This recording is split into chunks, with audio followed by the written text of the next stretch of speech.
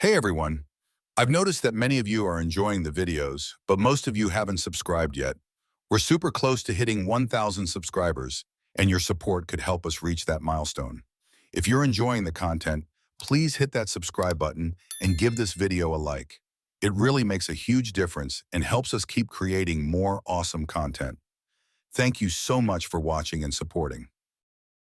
I wake up before dawn, the house quiet, except for the soft ticking of the clock on my nightstand. I reach for my phone, checking the time out of habit. 5:23 a.m. Sophie is still asleep beside me, her breathing slow and even. I stare at the ceiling, the early morning darkness giving me too much space for my thoughts. Something has been gnawing at me lately, like a whisper in the back of my mind that I can't quite make out. It started a few weeks ago, small things I noticed but brushed off. She's been different, though I can't put my finger on why. I slide out of bed, careful not to wake her, and head to the kitchen. Coffee. I need to clear my head. As I wait for the machine to sputter to life, I lean against the counter, running through the day ahead. Another big meeting today. The Henderson deal, it should be straightforward, but I've got a feeling I'll have to smooth over some of the usual client concerns. I've been doing this long enough to know when someone's trying to shake more money loose. I take my mug to the window, staring out into the stillness of the street. Sophie's been acting strange, distracted. I noticed it first during dinner with friends last month. We were at Louie's, and while I was talking to Mark about work, I caught her glancing at her phone, smiling at something. It was subtle but off. Then last week I came home from work late, and she was on a call in the kitchen. When I asked who it was, she just said, "Work," but her eyes didn't meet mine, and I had that itch again. Something was off. I take a sip of coffee, letting the heat wake me up. I'm probably overthinking it. Sophie's a senior project manager at the firm, busy, deadlines to meet, projects to oversee. Maybe that's all it is. Stress. I want to believe that, but a small, persistent voice in my head keeps tugging at me. I shake it off and remind myself to focus. I have a meeting in a few hours, and I need to be sharp. After a shower, I get dressed and check my phone again. No messages from Sophie. She hasn't sent a morning text in weeks. Usually she'd leave a quick "good luck" or "hope today goes well" before I left. Now nothing. I brush the thought aside, chalking it up to busyness. I grab my briefcase and leave the house, trying to ignore the growing sense that something isn't right. The meeting goes well enough despite a few bumps. Henderson wanted to renegotiate a couple of terms, but I handled it. That's my job, putting out fires, making sure everything runs smoothly. By the time I'm back at the office, it's almost noon, and I'm already thinking about lunch. That's when my phone buzzes. It's Sophie. Finally. I open the message expecting some mundane check-in, but it's not what I thought. "Running late tonight. Don't wait up for me." I frown. She never used to stay late this often. Once in a while, sure, but now it's every other day. I reply with a quick "okay" and stare at the screen, waiting for something more. An explanation. A reason. But nothing comes. I toss the phone on my desk, irritation creeping in. I shouldn't care this much. We're both adults with busy lives, but lately it feels like we're strangers living under the same roof. By the time I leave the office, it's nearly 7. The sun's setting, casting long shadows over the city as I head home. The streets feel emptier than usual, though that's probably just me. I pull into the driveway and sit there for a moment, staring at the house. The lights are off. Sophie's car is gone. When I step inside, the silence hits me. No music playing softly in the background. No faint sound of Sophie's laughter on the phone with a friend. Just nothing. I drop my keys on the counter and walk into the kitchen. The faint smell of her perfume lingers in the air, teasing me, reminding me that she's out there somewhere, without me. I pour myself a drink, trying to shake the unease that's been building all day. I tell myself it's nothing. People change, schedules shift, relationships evolve. But when I see her phone face down on the coffee table, left behind, I feel that nagging pull again. The screen flashes for a moment, and I catch a glimpse of a notification. It's gone before I can read it, but it was a message. From someone. I shouldn't, but I do. I pick up the phone, my heart hammering in my chest. I swipe to unlock, but it's password protected. Of course. I set it back down, my hands shaking. What the hell am I doing? I'm not that guy. The jealous, paranoid husband. But then again, I wasn't the kind of man who'd be left in the dark by his own wife either. The next morning, the feeling doesn't fade. Sophie is distant again, her eyes glazed over during breakfast, like she's somewhere else. I try to make conversation, ask her about work, plans for the weekend. She responds, but it's mechanical, as if she's just going through the motions. No warmth, no connection. I can't take it anymore. Is something wrong? I ask, keeping my voice steady. She looks up from her coffee, surprised by the question. What do you mean? You've been off lately, distant. The words feel heavy as I say them, each one hanging in the air between us. She smiles, but it's not the smile I've known for the past 6 years. This one feels forced, a mask. I'm just busy with work, Dan. Things have been crazy. You know how it is. I nod slowly, but the knot in my stomach tightens. She's lying. I can see it in her eyes, hear it in the way her voice stumbles just a bit at the end. But I don't push. Not yet. The rest of the day goes by in a blur. Work, meetings, more work. My mind keeps drifting back to Sophie, to the way she's been acting, the way she's pulling away. By the time I'm home again, it's late. Sophie is already in bed, facing the wall. I stand there in the doorway, watching her for a moment, trying to remember the last time we really talked, the last time we felt like us. I crawl into bed next to her, but there's a coldness between us that wasn't there before. I don't know how or when it started, but I feel it now, and I know it's real. Sophie isn't here anymore, at least not with me. A week later, I'm at a dinner party with some old friends. Sophie's sitting across the table, laughing at something Mark said. I watch her, trying to figure out when she became this person, this stranger. I notice the way her eyes flicker to her phone every few minutes, her fingers tapping out a message when she thinks no one's looking. She doesn't laugh like that with me anymore. Later, as we're getting into the car to leave, I ask her who she was texting all night. She shrugs it off. Just work stuff. It's not important. But it is. It's important to me. And for the first time, I let myself acknowledge the truth. I don't trust her anymore. Something is wrong, and it's only going to get worse. As I drive us home, I know this isn't just in my head. Sophie is hiding something, and I'm going to find out what. The silence in the car is thick, almost suffocating. I glance at her, but she's staring out the window, lost in her own world.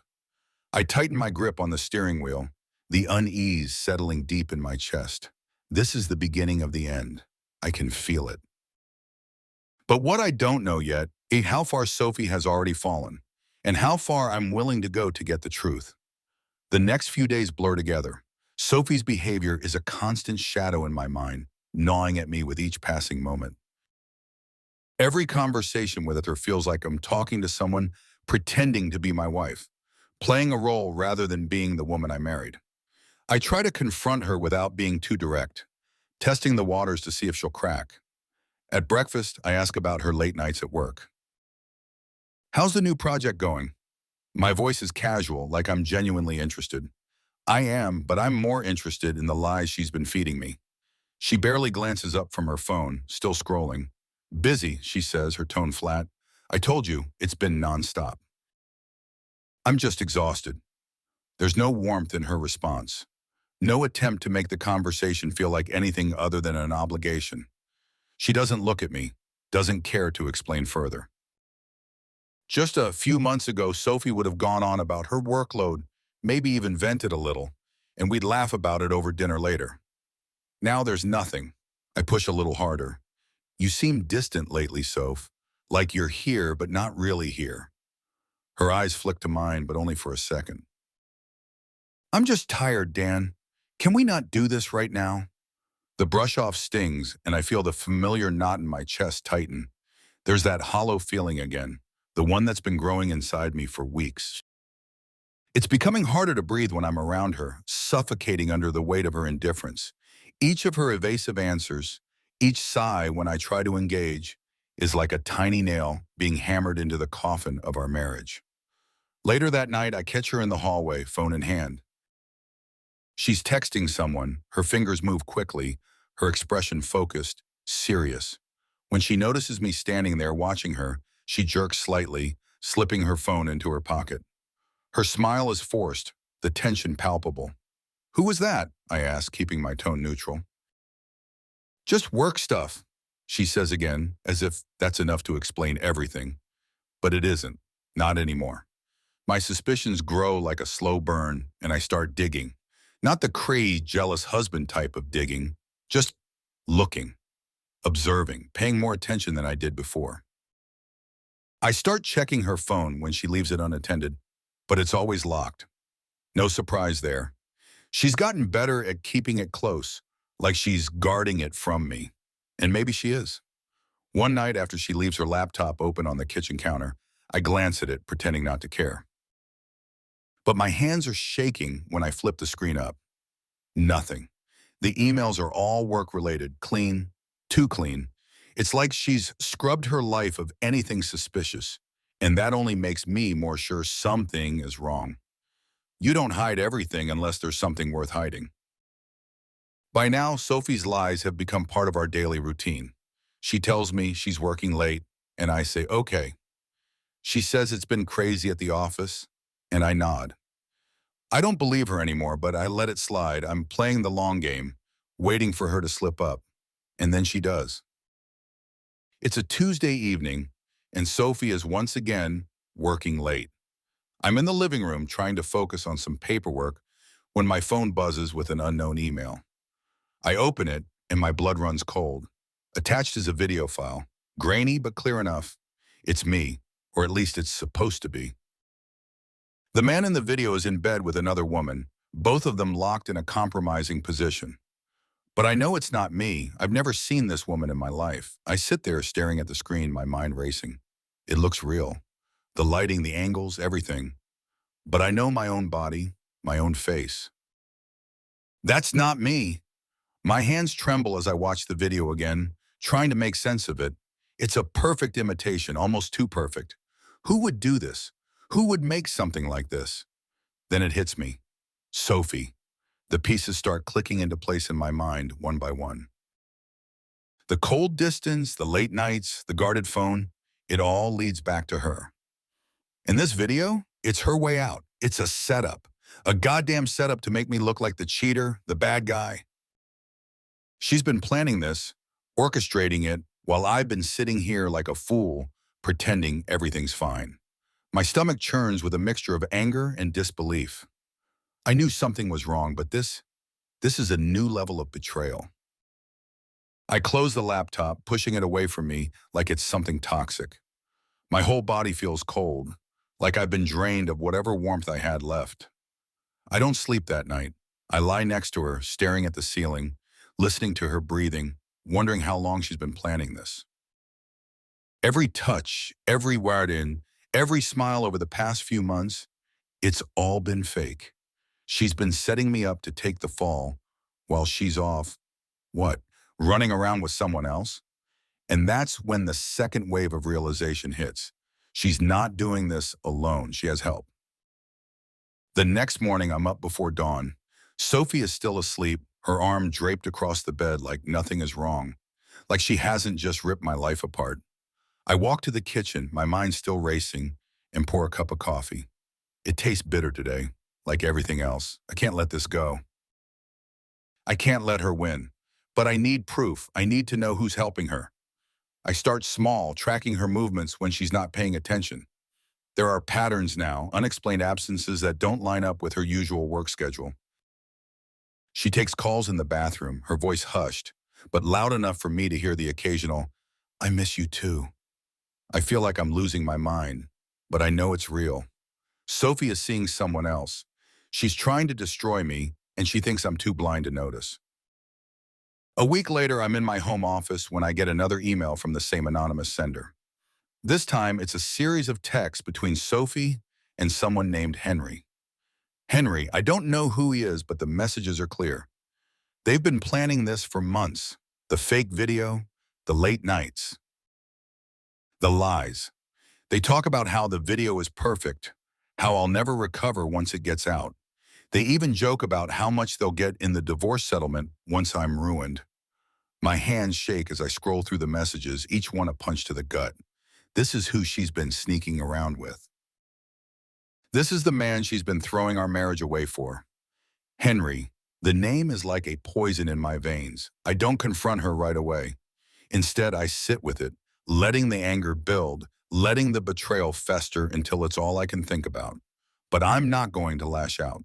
That's what she expects. That's what they both expect. No, I'm going to be smart about this. I'm going to hit them where it hurts. I wait until Sophie leaves for work one morning, watching her drive away from the window. Then I pick up my phone and make a call to an old friend, Ethan.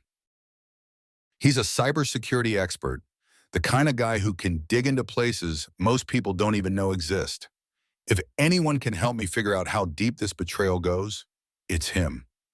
When he answers, I skip the small talk. I need your help. It's serious. Serious how? Ethan asks, his voice cautious. I don't give him all the details, just enough. Someone's messing with my life. I need to know how they're doing it. There's a pause on the other end, then a low whistle. Okay, send me what you've got. I forward him the video, the emails, everything. My hands are steady now, my mind clear. This isn't paranoia anymore. This is war.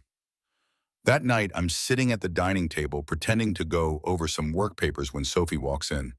She gives me a tired smile, the same one she's been using to cover up the lies. Long day, she says, leaning down to kiss my cheek. I resist the urge to flinch. Mine too, I reply, keeping my voice even. I watch her move around the kitchen, making tea, humming under her breath like everything's normal. Like she hasn't been plotting to destroy me behind my back.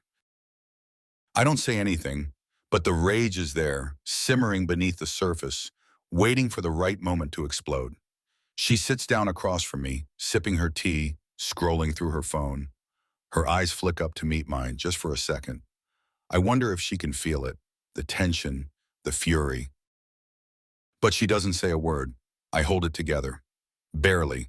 But I know what's coming. It's only a matter of time before the monster she's created comes for her. I lock myself away in the study after Sophie leaves for work. The house is quiet, and the air feels heavy with the weight of what I know. I keep thinking about the video, the cold, calculated way they tried to destroy me. My wife, the woman I thought I knew, plotting with some man named Henry to make me disappear. But they were wrong. They don't know me as well as they think. The anger that's been simmering beneath the surface for weeks now flares into something colder, sharper. It burns, but with a sense of purpose. I'm not going to be the victim in their twisted game. No, this isn't going to end the way they planned. I sit at my desk, hands gripping the edge as I try to steady my thoughts. The memories of our life together flash through my mind. Our wedding day, the small, intimate moments, her smile. And now it all feels like a cruel joke. I can't stop wondering how long she's been plotting this. How many lies did she tell me while I was building a life for us? I can't focus on the hurt, though. Not right now. I need clarity. I need control. Taking a deep breath, I pull out my phone and call Ethan. I've known him for years. We met back in college when he was studying computer science, and I was still figuring out what the hell I wanted to do with my life. We've kept in touch ever since, though not as closely in recent years. But now I need him more than ever. He picks up after a few rings. Dan, what's up? You sounded off yesterday. I'm in trouble, I say, my voice flat. Sophie's trying to ruin me. There's a beat of silence on the other end. What are you talking about? I give him the short version. How Sophie's been distant, how I found the fake video, and how I discovered she's been working with someone named Henry. I can hear Ethan processing everything, and when I finish, he lets out a low whistle. Jesus, man, that's next level betrayal. Yeah, I say, swallowing the bitterness rising in my throat. I need you to help me. I need to know how they did it. The video, the texts, everything. I need proof. I'm on it, Ethan replies, no hesitation. Send me what you've got, and I'll start digging. I forward him everything, the emails, the video, the texts. My heart pounds as I hit send, but it's a different kind of beat now. There's a plan forming, a way to take back control. I don't need to confront Sophie, not yet. I need to be smarter than that. I need to dismantle her plan piece by piece, turn her betrayal back on her. 2 days later, Ethan calls me back. I've been on edge the whole time, barely sleeping, keeping my distance from Sophie. It's not hard, she's hardly around anyway, always working late or running errands. Her absence gives me the time and space I need. I found something, Ethan says without preamble. I sit up in my chair, gripping the phone tighter. What is it? There's no question, it's a deep fake. A damn good one, too. Whoever made it knows what they're doing. It's not some amateur hack job. This was planned. I close my eyes, the confirmation like a punch to the gut, even though I already knew. Can you trace it back to who made it? Ethan hesitates for a second. It was tough, but yeah. I found a connection. The software used to generate the video was accessed from a specific IP address. And guess whose name popped up? Henry, I say, the name tasting like acid in my mouth. Bingo, Henry Marks. He's a software engineer, works for a company that specializes in digital manipulation tools. It all checks out. He's the one who made the video. I take a deep breath, the pieces finally locking into place. Sophie and Henry. They've been planning this for months, using his skills to create the perfect lie. A lie they thought I'd never be able to fight against. But now I know the truth, and I'm going to make sure they pay for it. Thanks, Ethan, I say, my voice steady despite the rage building inside me. You just gave me everything I need. What are you going to do? He asks, cautious. I'm going to make them think they've won, and then I'm going to destroy them. That night, I sit across from Sophie at the dinner table, watching her closely. She's smiling, pretending like everything's fine, like she hasn't been slowly dismantling my life. I can almost admire her for it. The ease with which she lies, the way she's playing the part of the loving wife. I don't let on that I know. Not yet. I need to keep her in the dark for a little while longer. Let her think her plan is working. But inside, I'm calculating every move, setting the trap. I'll wait until the perfect moment to spring it. After dinner, she leaves the room, her phone buzzing in her hand. I watch her walk away, my jaw clenched. I know she's texting Henry. I know they're plotting their next move, probably laughing at how easily they think they've fooled me. But they haven't won, not even close. The next day, I meet with Ethan in person. He's skeptical of my plan at first, but once I lay it out for him, his eyes light up with understanding. He helps me craft the perfect setup. A fake job offer, a tech executive reaching out to Henry with an irresistible opportunity. I know Henry's type, arrogant, greedy. He won't be able to resist the bait. It takes a few days, but Ethan works his magic. He creates an elaborate email chain, building up the illusion that Henry's been selected for a high-profile project with a major tech firm. The offer is too good to pass up. Big money, cutting-edge technology, everything Henry's been dreaming of. When Henry bites, I know it's only a matter of time before the walls start closing in. I keep Sophie distracted in the meantime, pretending like I'm too busy with work to notice her continued absence. She's careful, I'll give her that, but not careful enough. I catch glimpses of her phone calls, the way she slips into another room when Henry calls. It's almost comical, watching her try so hard to keep her secrets hidden, while I'm laying the groundwork to expose everything. As Henry gets deeper into the fake job process, we start feeding him more details. Ethan sets up fake Zoom meetings, real enough to pass for the real thing, but all part of our setup. Henry thinks he's on the verge of a breakthrough, that his big payday is just around the corner. But what he doesn't know is that every step he takes brings him closer to the trap I've set. The final piece of the plan falls into place when Ethan sends me a file he found on Sophie's laptop. I knew there was more to this than just the video, but I wasn't prepared for what I discovered. Sophie and Henry didn't just want to ruin me, they wanted to take everything. My firm, my career, my reputation. They'd been planning to frame me, using the video to paint me as an unfit husband and business partner, hoping to force me out of my own company. I stare at the file on my screen, feeling a cold, detached rage settle over me. They weren't just going to destroy my personal life, they were going to take everything I've worked for, every project, every client, every bit of success I've earned. They wanted to leave me with nothing. And now I know exactly how to make them pay. I tweaked the plan, refining the final steps. It's not enough to just expose the video. I want the world to see exactly who Sophie and Henry are, to watch them unravel as the truth comes to light. I'm going to make sure everyone knows the lengths they went to destroy me.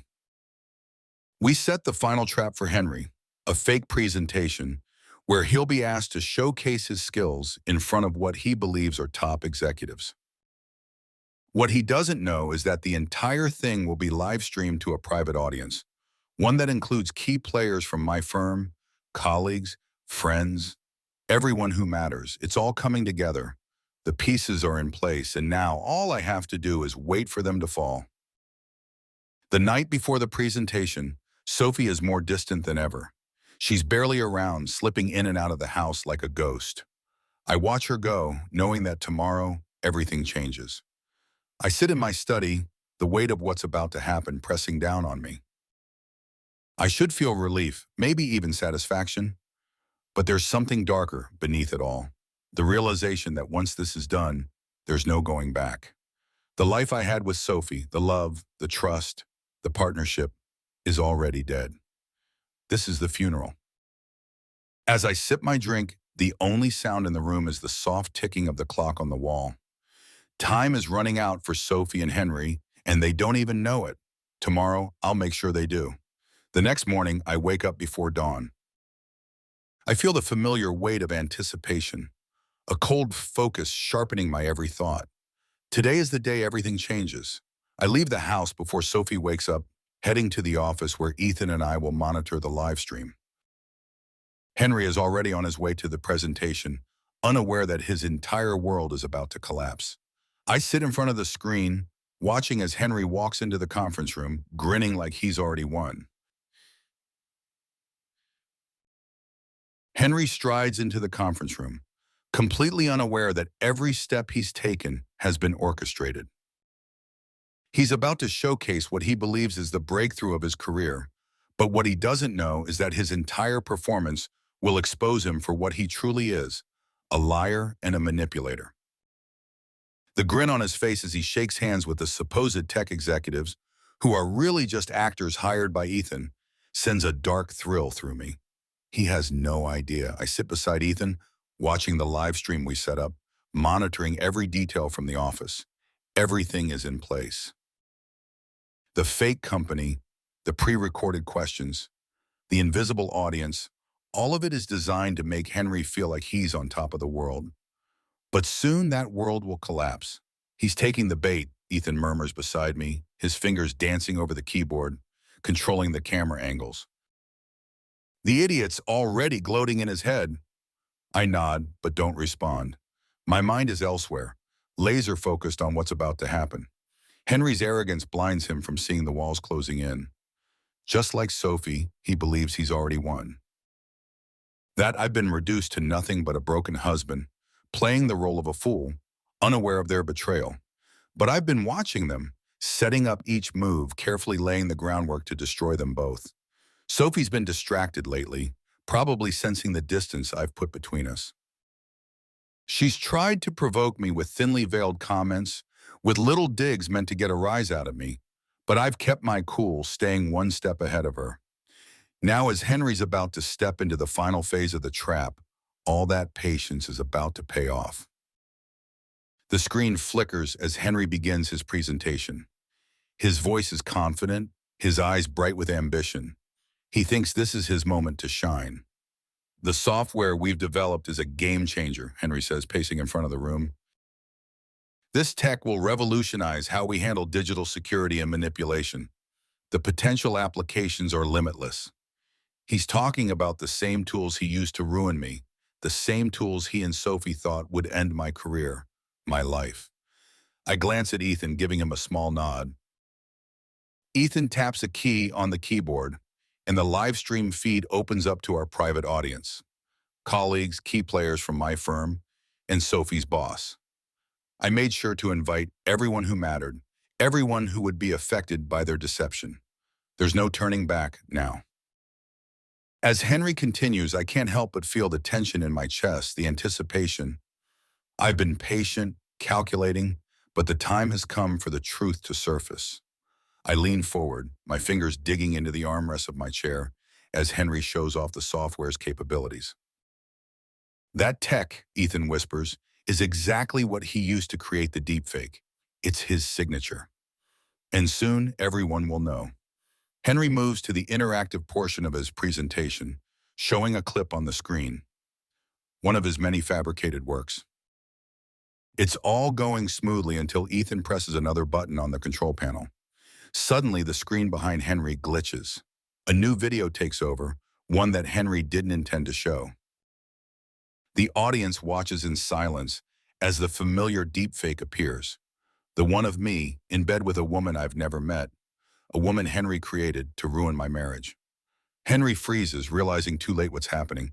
His eyes widen in horror as he stammers, trying to regain control. But there's no stopping it. Ethan locks the controls, ensuring that the video continues playing, exposing Henry's dirty work in front of everyone. The silence is deafening as the audience watches in real time. I don't need to see their faces to know that the realization is dawning. Henry isn't the tech genius they thought he was. He's a fraud, a criminal. What the hell? Henry's voice cracks, his facade crumbling. He turns to the screen, hands trembling, and tries to explain. That's not supposed to be part of the presentation. There's been a mistake. The tension snaps, and Ethan gives me the signal. This is it. I tap into the conference audio, my voice cold, unyielding as it echoes through the room. No mistake, Henry. Just the truth. Henry's head jerks toward the sound of my voice, panic setting in. He looks like a cornered animal, eyes wide, sweat beading on his forehead. I watch with satisfaction as the full weight of the trap sinks in. His arrogance, his carelessness, everything he did is about to come crashing down. Dan, he croaks. What the hell are you? You thought you could destroy me, I say, my voice hard as steel. You and Sophie, you really believed I wouldn't fight back? Henry stumbles over his words, but it's too late. Ethan switches the feed again, revealing a series of messages between Henry and Sophie, plans to frame me, to destroy my reputation, and take everything I've worked for. The texts flash across the screen, undeniable proof of their treachery. Sophie's name is right there, front and center. I wonder if she's watching yet, if she knows her perfect lie is falling apart in front of everyone. Henry stares at the screen in horror, his hands shaking, sweat dripping from his temples. This can't be, but there's no denying it now. He's trapped, exposed, his betrayal laid bare for the world to see. The final blow comes when I switch to the live feed of Sophie. I arrange for a camera to be set up in our house, capturing her reaction. She's sitting in the living room, her phone in her hand, probably trying to call Henry. But the moment she sees the text messages between them, her face pales. Her eyes widen in shock, mouth hanging open as the reality of what's happening hits her. It's over. I step into the shot on the live feed facing the camera. Sophie is still staring at the screen, her expression of horror frozen. I hope you're watching closely, Sophie, I say, my voice low and dangerous. You and Henry thought you could ruin me, but you forgot one thing. I'm not the one who disappears when things get tough. I let my words hang in the air for a moment, savoring the look on her face. You tried to destroy me. Now it's your turn. Sophie doesn't speak. She's frozen, her world collapsing around her, just like Henry's. I take a deep breath, letting the cold satisfaction sink in. The live stream ends, leaving everyone watching in stunned silence. An hour later, the fallout begins. Henry is finished. The executives in the audience have seen enough. They're cutting all ties with him. His name is tainted, his career over. No one will touch him after this. I watch him scramble, begging, trying to salvage whatever scraps are left, but it's hopeless. The damage is done. And Sophie? She doesn't call. She doesn't show up at the office or try to reach out to me. She knows it's over. Her reputation, her lies, everything she thought she'd built, it's gone. I've taken everything she planned to steal from me, and I walk away clean. Ethan looks at me from across the room, his eyes searching mine. "You did it, man," he says quietly. "They're ruined." I nod, but there's a weight on my chest I can't quite shake. The plan worked. My revenge is complete. But there's no joy in it, only a cold emptiness where there should be triumph. I've destroyed them, but at what cost? That night, I return home to find Sophie gone. The house is eerily quiet, her things packed up and missing. I walk through the empty rooms, the silence pressing in on me. This is what I wanted, what I planned for. But now that it's done, all that's left is the hollow space she once filled. I sit down at the dining table, the same spot where we used to share meals, where we laughed and talked and built a life together. Now there's only emptiness. The finality of it hits me like a punch to the gut. I've won, but I've also lost. The clock on the wall ticks softly, each second stretching into the next. Sophie's gone, Henry's ruined, and I'm left sitting in the wreckage of what used to be my life. But as the night deepens, a new feeling begins to stir inside me. It's not joy, not quite relief, but something close to acceptance. This is the price I had to pay. Sophie and Henry's betrayal changed me, twisted me into something colder, harder. But I survived. I took back control, and now I walk away with everything they tried to steal. As I stand up from the table, I realize that this is the end of one life and the beginning of another. A life I'll build for myself, without the lies, without the betrayal. It won't be easy, but I've learned that I'm stronger than I ever knew. Sophie thought she could make me disappear. She was wrong. Henry's arrogance is unmistakable as he steps onto the stage for the presentation, his face glowing with the confidence of a man who thinks he's on the verge of greatness. The fake tech company's executives, actors playing their parts, smile and nod encouragingly as he begins his pitch. He talks about the revolutionary nature of the software he helped develop, the same software he and Sophie used to try to ruin me. I sit behind the scenes with Ethan, watching it unfold in real time.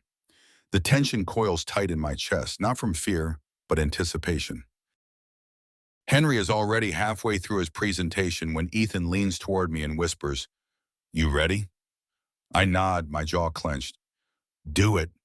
Ethan taps a button on his laptop, and instantly the screens in the presentation room flicker. Henry pauses, a frown creasing his forehead as he turns to the giant screen behind him. Instead of his software demonstration, the familiar deepfake video of me with another woman begins to play. Confusion washes over Henry's face, followed by panic. What is this?" He frantically clicks his remote, trying to regain control of the presentation. But Ethan has locked him out. I can hear the murmurs spreading through the room like wildfire. Henry's eyes dart toward the actors, who are maintaining their neutral expressions, watching him squirm. "It's a mistake," Henry stammers, his voice cracking as he struggles to explain. "This isn't supposed to..." I activate the conference audio. My voice is sharp, cutting through the mounting confusion in the room like a blade. "No mistake, Henry. This is exactly what you and Sophie planned, isn't it?" Henry's head snaps up at the sound of my voice. His eyes widen as the realization hits him, and the color drains from his face. He looks like a man who's just seen a ghost. "Dan?" His voice wavers. "What the hell are you doing?" I rise from my seat in the control room, walking slowly toward the camera, my steps deliberate, controlled. "Exposing you," I say, locking eyes with him through the screen. "You and Sophie thought you could ruin me, frame me with this video, but you underestimated me." Henry is frozen, his mouth opening and closing as if searching for words, but there's nothing left for him to say. The video continues playing behind him, the proof of his betrayal on full display for everyone to see. "And this," I continue, gesturing toward the screen, is only the beginning. Let's show them a arrest, Ethan. At my command, Ethan pulls up the text messages between Henry and Sophie, the ones where they plotted to frame me, destroy my career, and steal everything I'd worked for. The messages flash across the screen, cold, calculated words that reveal the full extent of their conspiracy. The room falls into a stunned silence as the truth unravels before their eyes. Henry stumbles backward, his hands trembling as he tries to block the screen with his body, but it's useless. The damage is done. "Stop it! This isn't real," he shouts, his voice cracking with desperation. But no one believes him, not anymore.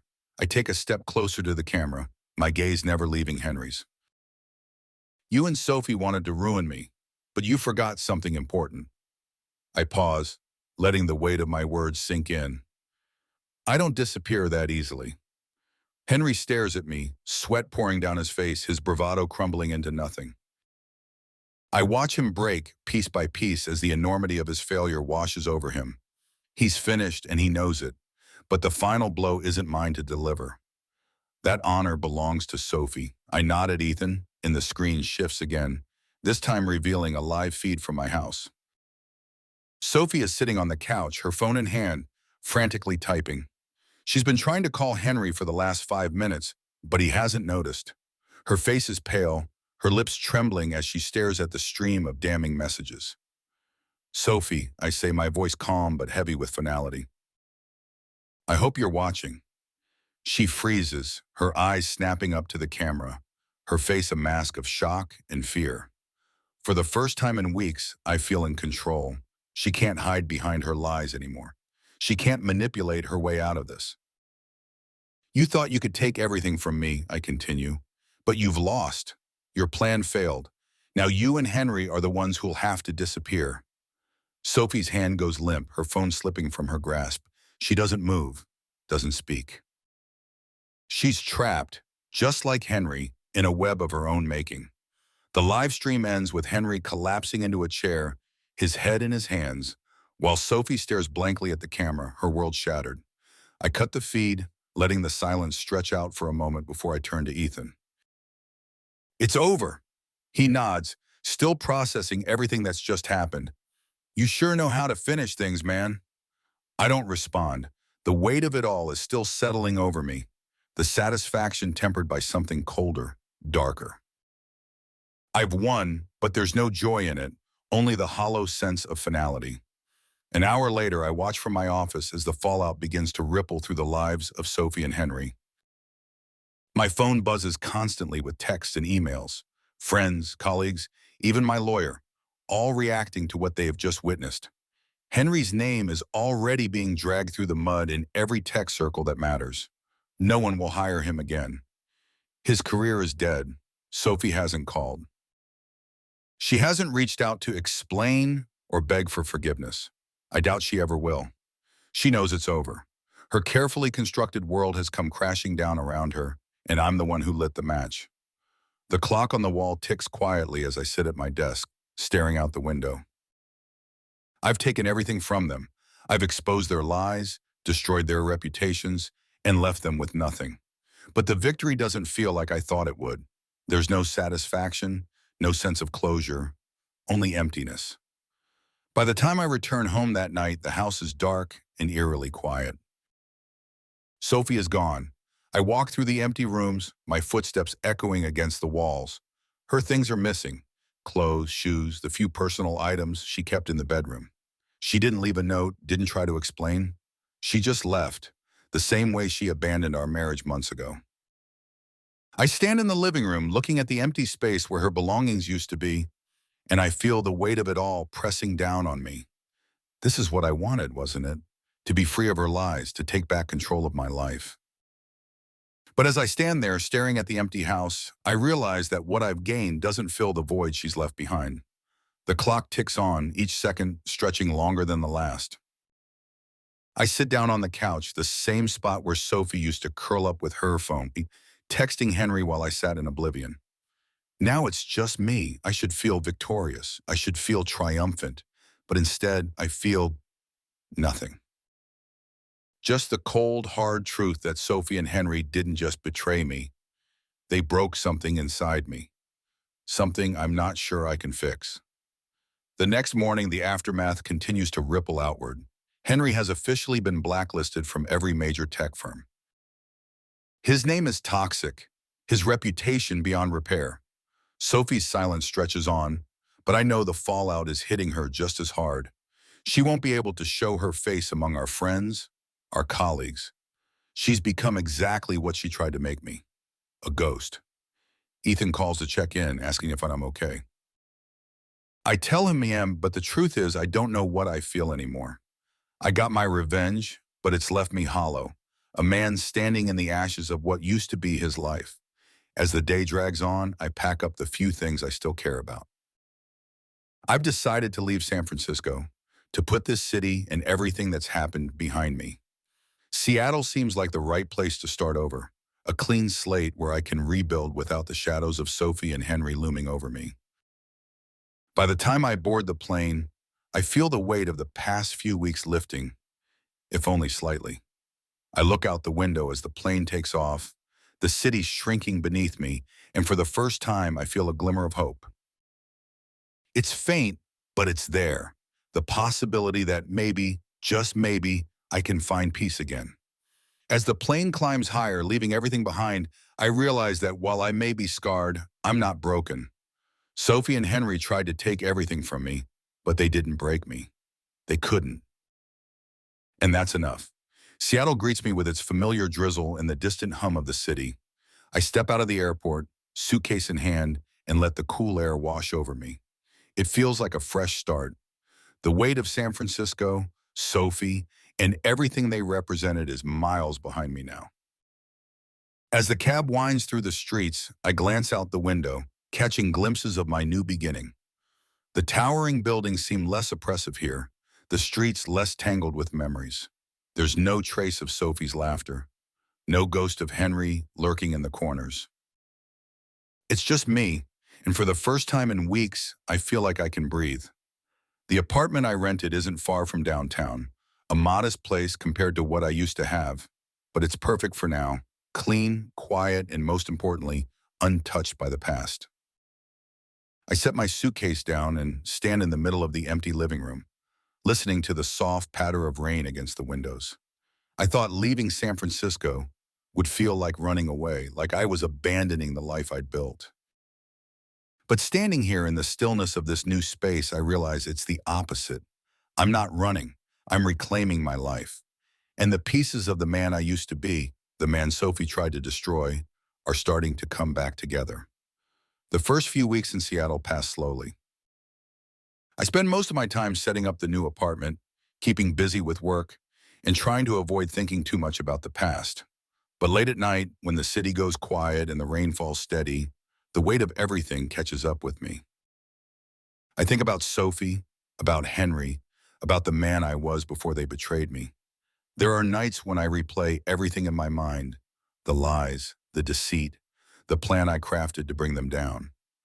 And sometimes I wonder if I became just like them, cold, calculated, willing to destroy lives to protect myself. But every time I start to spiral, I remind myself why I did it. They pushed me into a corner, forced my hand. It wasn't just about revenge, it was about survival. I couldn't let them win. I couldn't let them take everything I worked for, everything I believed in. Still, the scars are there. I can feel them, just beneath the surface. The darkness I embraced to outmaneuver Sophie and Henry lingers, a shadow that sometimes makes me question who I've become. But I know there's no going back to the man I was, and maybe that's for the best. Work becomes my refuge. My architecture firm transferred me to their Seattle office, giving me enough space to rebuild my career and focus on the future. The projects are smaller here, the stakes lower, but it's what I need. A chance to start over without the constant reminders of Sophie and everything she ruined. I throw myself into it, spending long hours at the office, pushing myself to create something new, something that isn't tainted by the past. And it works, for a while. The routine helps dull the ache. The focus on designing something from the ground up makes me feel like I'm putting myself back together. But even as I move forward, there are moments when I can't help but look back. I wonder what happened to Sophie after everything came crashing down. Did she ever recover? Is she still in San Francisco, trying to pick up the pieces of the life she shattered? Or did she disappear, like I expected, running from the wreckage she created? And Henry? He's probably still scrambling, trying to rebuild his reputation after what I did to him. But I doubt he'll ever fully recover. Once the tech world sees you as a fraud, you're done. I didn't just take his career from him, I buried it. And I don't feel an ounce of regret for that. As the weeks turn into months, the distance between me and the past grows. Seattle becomes more than just a place to escape. It becomes home. I start to make connections, meet new people, even reconnect with a few old friends who live nearby. They don't know the full story of what happened, and I don't offer it. It's easier that way. One afternoon, I'm sitting in a cafe, going over some blueprints for a new project. Checked when my phone buzzes with a message. It's from Ethan. We haven't spoken much since I left San Francisco. There wasn't anything more to say after everything went down. But now, seeing his name flash on the screen, a familiar sense of unease settles in my chest. I open the message. Just checking in. How's Seattle? Hope you're doing okay. I stare at the text for a moment, unsure how to respond. Am I okay? I've asked myself that question more times than I can count. I've moved on, I've rebuilt, but the scars from Sophie's betrayal are still there, still raw in some places. Finally, I type a response. I'm good. Things are settling down. Thanks for asking. It's vague, but it's the truth. Ethan doesn't press for more, and I'm grateful for that. Months later, on a quiet evening, I find myself walking through the streets of Seattle, the rain falling softly around me. The city is alive with lights and people, but for once I don't feel out of place. I don't feel like I'm running from something or trying to prove anything. I'm just here. And that's enough. I think about how far I've come since that day I discovered Sophie's betrayal. The man I was back then, naive, trusting, vulnerable, is gone. But the man I am now, the one standing in the rain, is stronger, wiser, more in control. I've paid a price for my revenge, but I've also gained something from it. I've learned how to survive, how to protect myself. As I walk, I catch my reflection in a storefront window. For the first time in a long time, I recognize the man staring back at me. He's not broken, not destroyed by what happened. He's still standing, still moving forward. There's peace in that. The next morning, I wake up to sunlight streaming through the window. It's rare for Seattle, but the brightness feels like a sign. I take my coffee to the balcony and look out at the city below, the skyline rising in the distance, the mountains framing the horizon. This is my life now, a new chapter, one that I've built from the ground up, just like the buildings I design. It's not perfect, and the scars of the past will always be there, but I've come to accept them. They're a part of me, just like everything else I've been through. As I sip my coffee, I think about the future, not the one I thought I'd have with Sophie, but the one I'm creating for myself. It's filled with possibility, with potential. And for the first time in a long time, I feel hopeful. I've walked through the fire, and I've come out the other side. Scarred, yes, but unbroken. And that's something Sophie and Henry could never take from me. I finish my coffee, set the cup down, and smile. The past is behind me, and the future is mine. And as I step back inside, closing the door behind me, I know that whatever comes next, I'm ready.